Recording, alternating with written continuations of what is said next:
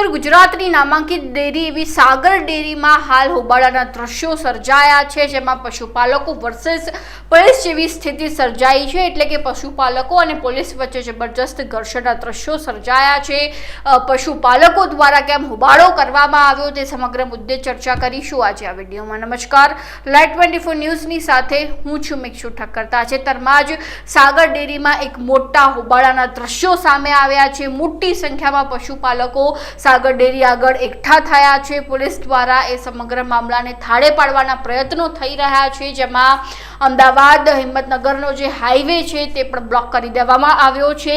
અને બીજી બાજુ જો વાત કરવામાં આવે તો ત્યાં પશુપાલકોને ગયા વર્ષ કરતાં આ વર્ષે એટલે કે ચાલુ વર્ષે દૂધના ભાવ ઓછા મળવાને કારણે જે છે તે પશુપાલકો દ્વારા સાગર ડેરીની બહાર મોટો હોબાળો કરવામાં આવ્યો છે। પોલીસ સાથે પણ ઘર્ષણ થઈ રહ્યું છે। તો સીધા દ્રશ્યો જોઈ લઈએ, જેમાં સાગર ડેરીની બહાર પશુપાલકોમાં જબરજસ્ત આક્રોશ જોવા મળી રહ્યો છે।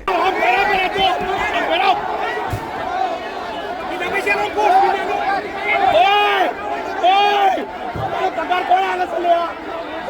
કોણ